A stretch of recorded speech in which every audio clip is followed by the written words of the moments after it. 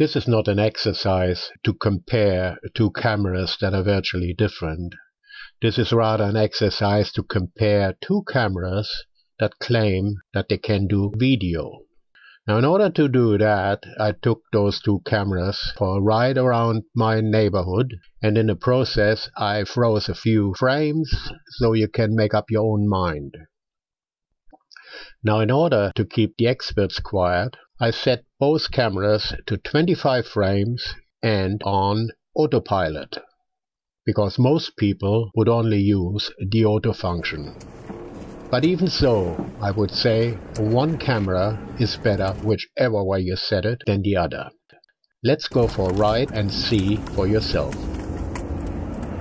I start with the JVC because I believe it's more exciting.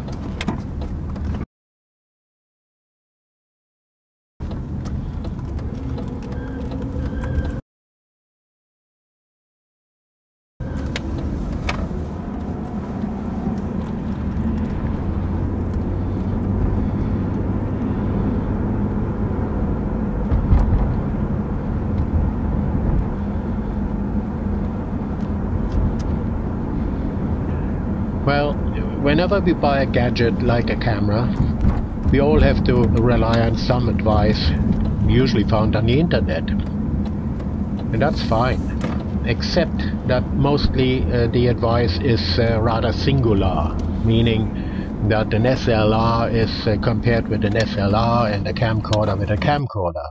And that's where this video comes in, because one has to be clear right at the beginning what is most important. Is it video or is it still image? But we all fall for that. We all hope that whatever camera we buy, it can do both. It's like a car that has wings. Well, that car may fly and that car may even drive, but one or the other will not be as good. So one has to be clear. If I want to fly, then you better go for an aeroplane. And if you want to drive, you better go for a car. And that's exactly the same with a camera. You can't expect that a camera can do everything, because they're geared only in one direction and not in both. If they're geared in both directions, then both are mediocre.